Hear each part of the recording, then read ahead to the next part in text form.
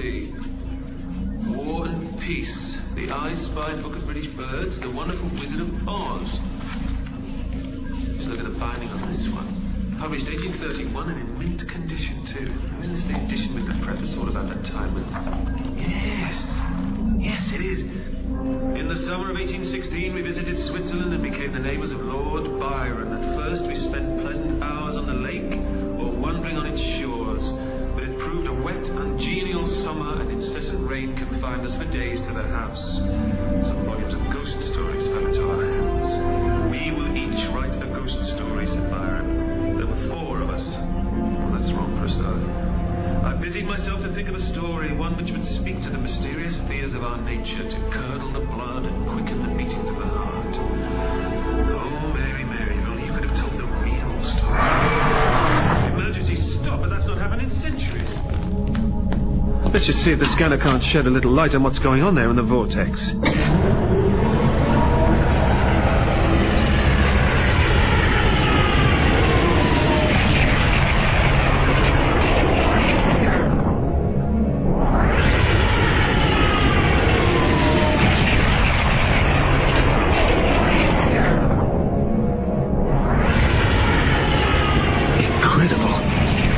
Time ship crashing, and again, and again. It's caught in a glitch in space-time, hiccuping through its last moments forever. What a terrible way to never die. Oh no, vortisaurs swarming to pick over the debris. Get away from there, you vultures! Leave that wreck in peace! It's no use. Unless... Yes, if I can just spin the TARDIS a little closer. That's right, shoo! Back to whatever wormhole you crawled out of. Now, let's see if I can do something very clever. If I can use the TARDIS to nudge the wreck on by a fraction of a second at the very end of the cycle it's caught in, those poor devils aboard can rest at last.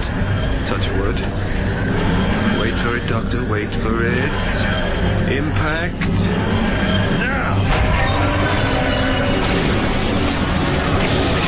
Judge that.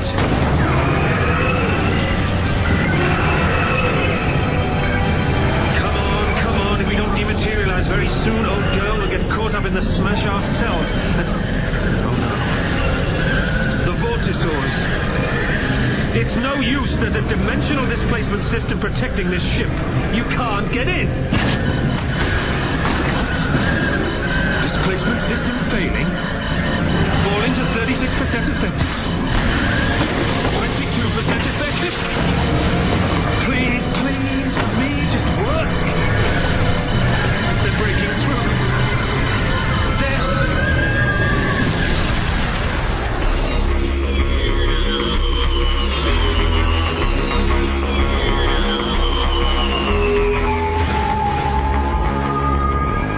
Doctor Who.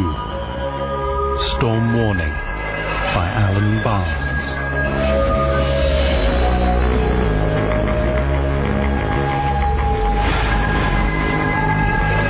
Part 1.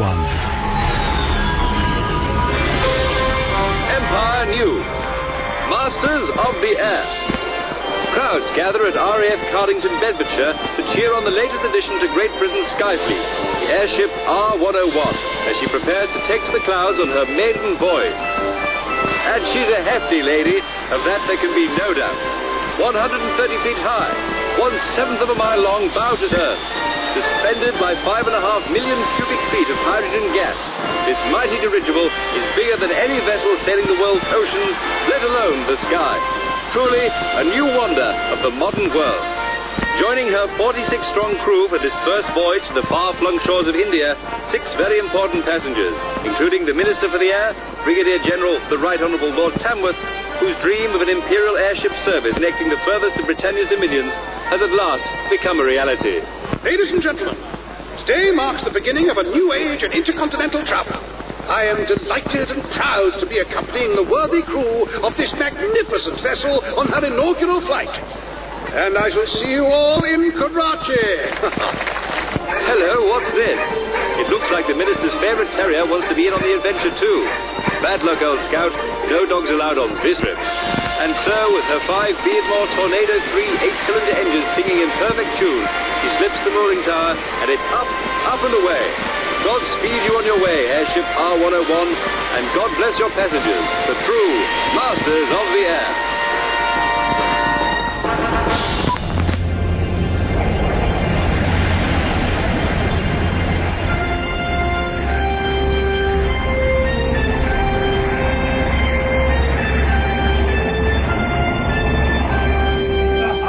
Have a look, I said. Foreign Office Waller opens up my dispatch boxes. 36 bottles of finest malt whiskey inside. Well, I said, if it has to be a retreat, don't see why it should be a drive, huh? Well said, Tamworth. Yeah, but seriously, all of you know what this wonderful machine around us could mean for our king, our country, our world. Raise your glasses, gentlemen. I give you the R101. The R101. Ah, Frayling, over here, man, over here. Come and powwow with the fellas at the top table. I'd like you to meet Lieutenant Colonel Frayling here, sorting out the blueprints for our little chariot of the gods. Ain't that right, Frayling? I did have some substantial input into the design of the R101, that's true, but... Some substantial input? Damn thing wouldn't have got 6 inches above the ground without your know-how, man. Maybe one can learn something from grammar school education after all. Surprising sentiment for a socialist minister, if I might say so, sir. Well, I'm a funny sort of socialist. Oh, do cheer up, Lieutenant Colonel. Most men be proud on a day like today. We're all proud of you, ain't that so?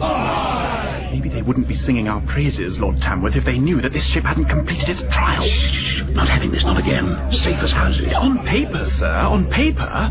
You know how unhappy I was with the modifications you imposed upon my team last summer. Extra weight, you insisted. She must carry 56 tons extra weight. Yet what do I find beneath my feet when I walk aboard the ship?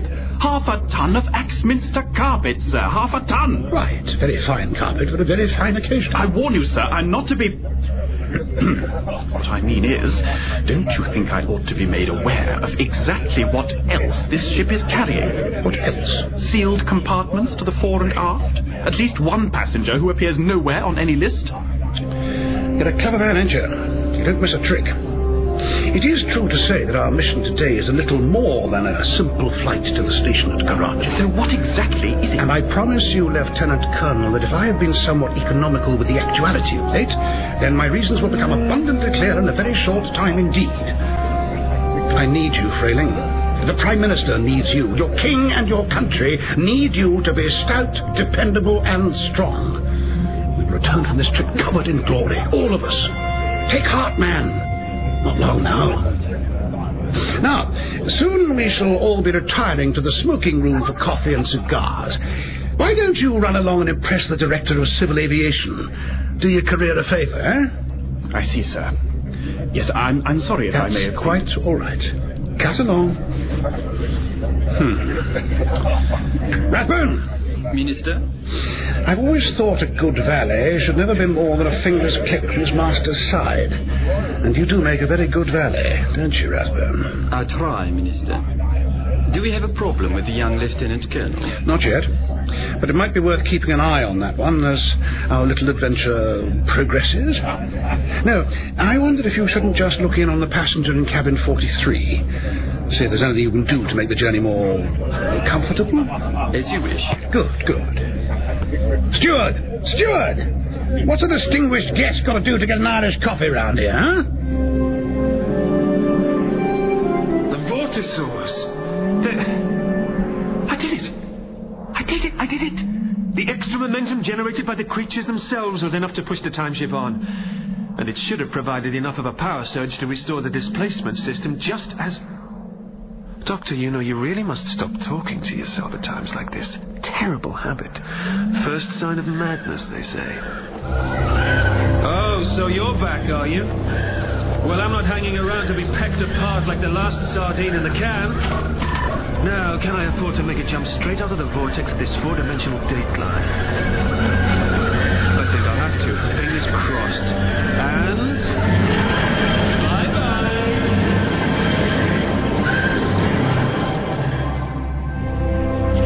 Memoirs of an Edwardian Adventuress by Charlotte E. Pollard. Chapter 1. candy-floss clouds scattered as the mighty dirigible soared into the black night sky. A black so black it... well, what's that supposed to mean? A black so black it... blotted out all but the brightest of the stars. I watched as the full moon shimmered into view, casting silver rays about the cabin when... Murchford! This is Chief Steward Weeks, and you were due on duty half hour ago. Oh, Lord! Strike a light! Is that the time? Be right with you, Chief Steward Weeks, sir. Oh, no. Where did I put that tunic? Come on, boy, what's keeping you? I've been airsick, sir. Caught something terrible, sir. Playing merry-o with me inside, this flying dust. Sick? I don't know why the purser insists upon bringing me first time, as I really... Murchford. Purser told me you were Hampshire lad. Well, that's not a country accent you've got there. Murchford! That's right, sir. I've been staying with my uncle in Hackney, sir. Rubbed off on me something rotten that it has. Cap. I was just saying to him the other day, sir. Uncle Seth, I says, ain't it strange how... Never mind that now, Murchford. Are you ready? Here goes nothing. Steward Simon Murchford reporting for duty, Chief Steward Weeks, sir. You'll do. Follow me, Murchford. Right behind you, sir. Yeah! Keep your head up, boy. Don't slouch. Oh, Mr. Rathbone. I say, Mr. Rathbone. Chief Steward Weeks. Will the passenger in cabin 43 be requiring any dinner, sir? A cold platter, maybe. It wouldn't be any trouble, only cook goes off duty at midnight, see? I will ask, but I really wouldn't have thought so, would you? But tell you what, though. Send some fresh hot coffee up for me, eh? What's up with the fella in 43, then? Never you mind, son, never you. Whoa. Steady, Mr. Weeks, sir. Such turbulence, I expect. Nothing to worry about. Stop dawdling, Murchford. Work to be done.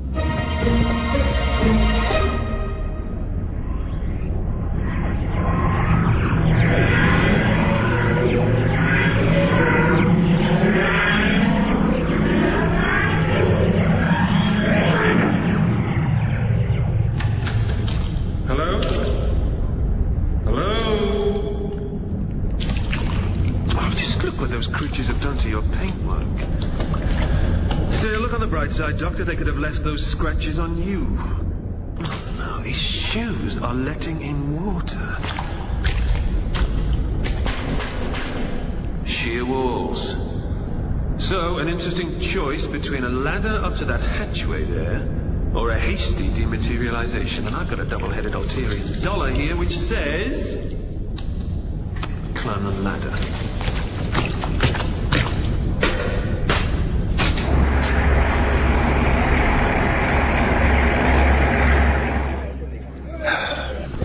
Now, I thought I instructed you to ingratiate yourself with the chaps, Mr. Failing, not peer out into the dark night, pondering those bleak little thoughts of yours. It's not that, sir. It's just I thought I detected a faint list to starboard. Don't you feel it too? Well, now you come to mention it. As though number 3 ballast tank weren't completely empty of water, perhaps. I wonder. With your permission, sir, maybe I could get on the blower to the flight lieutenant down in the control cabin. Must you? Yes, of course you must. But hurry back and join us for one last brandy. I'd be delighted, Minister. I say, that's if the damn brandies ever arrive, of course. First thing I change when we get back to Blighty is the number of stewards flying aboard this machine. Please ensure number 3 ballast tank is empty.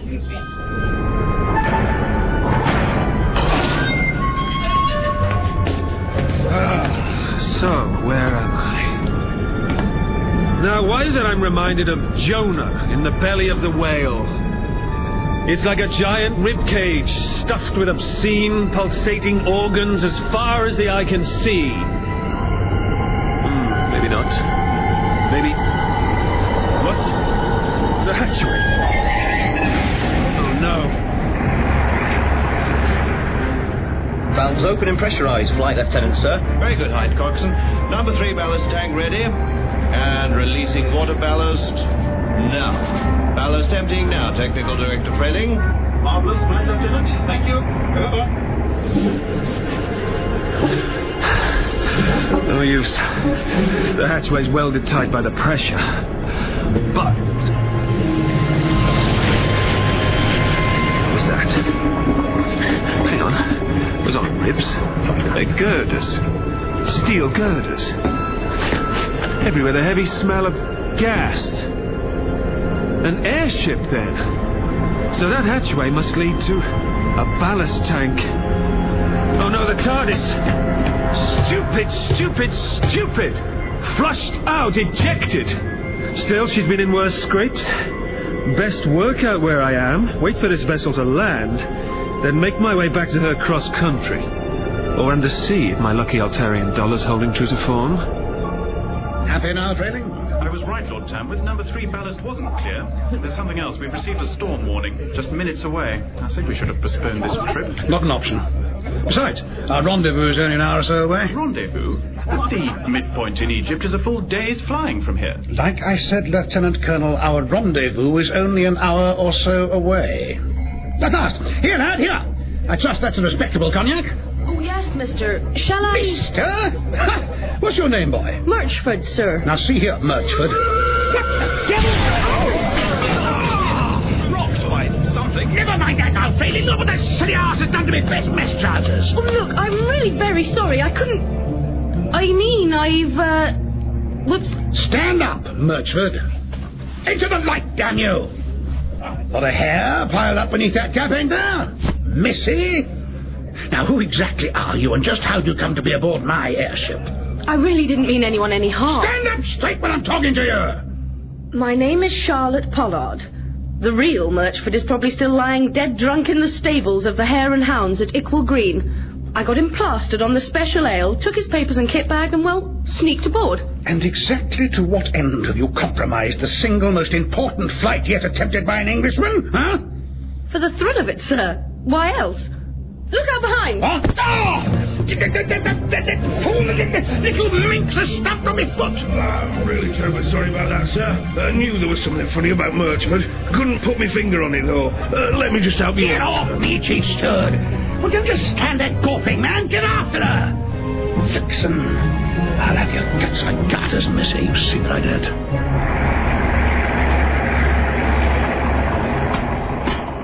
Now this looks promising. Living quarters. Cabin 48. Well, the numerals suggest what language I might be about to be accused of all sorts in. Or maybe I'm wrong. Where did that come from? Here. Cabin 43. Now, somewhere in here, I might just have... Yes, a stethoscope. Conan Doyle's, isn't it? Must return it before he gives up general practice. Eavesdropping, Doctor?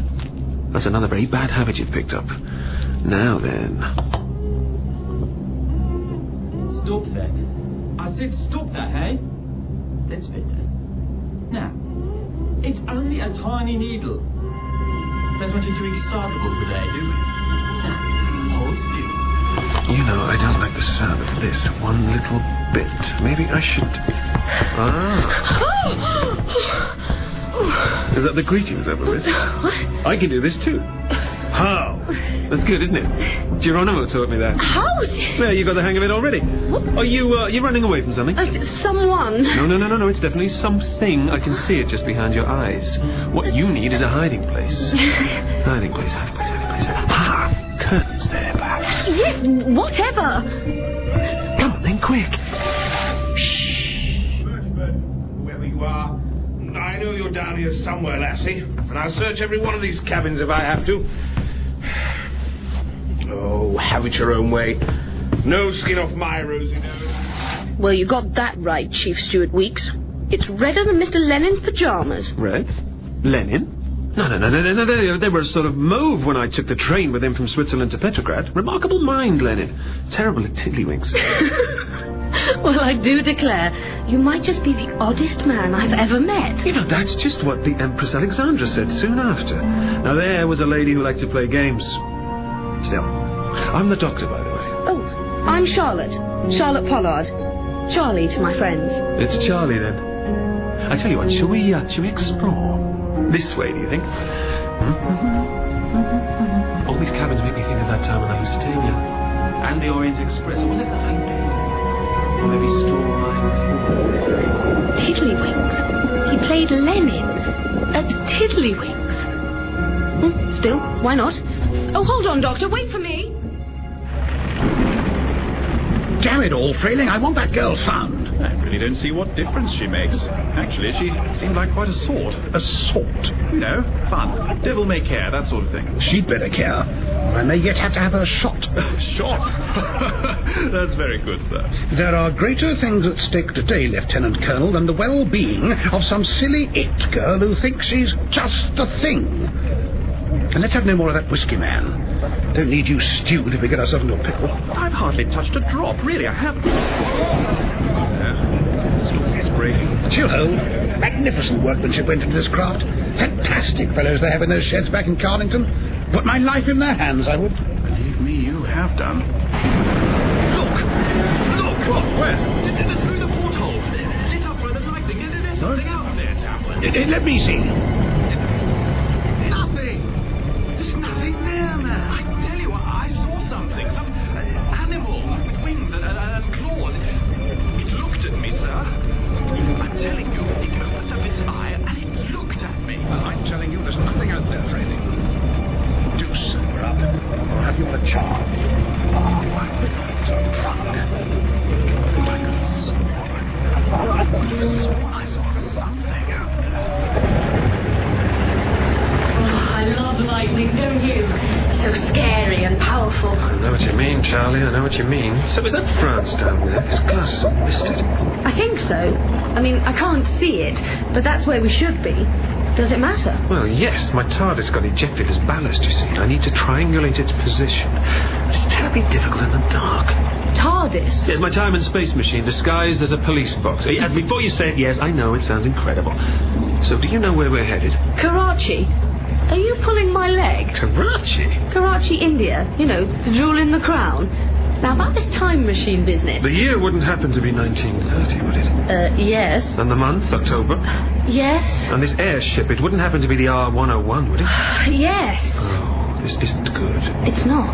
Why? Well, if I remember my Earth history correctly... What was that? I don't know.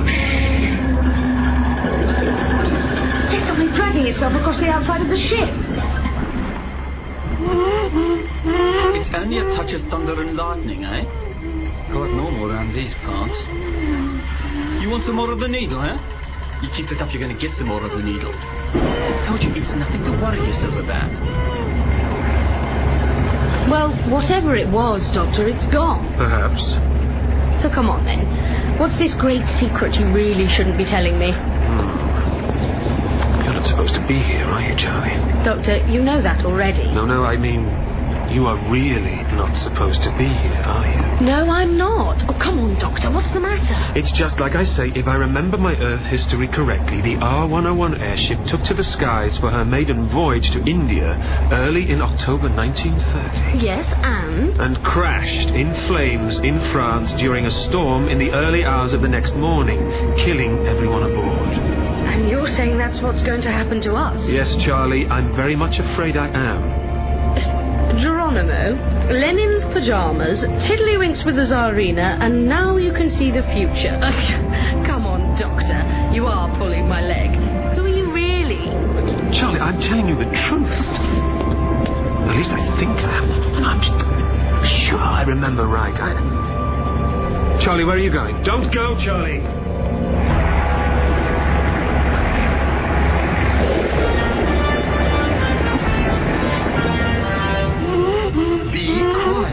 I'll give you some...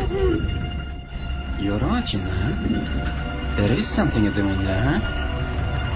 Let's just see what we can see outside.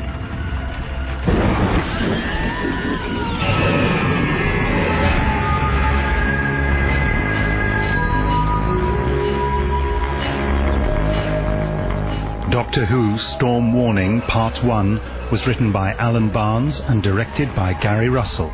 It starred Paul McGann as the Doctor, India Fisher as Charlie Pollard, and featured Gareth Thomas as Lord Tamworth, Helen Goldwyn as the Triskele, Nicholas Pegg as Frayling, Barnaby Edwards as Rathbone, and Hilton Collins as Weeks. The audio adventures of Doctor Who are produced by Jason Hay-Gallery and Gary Russell for Big Finish Productions.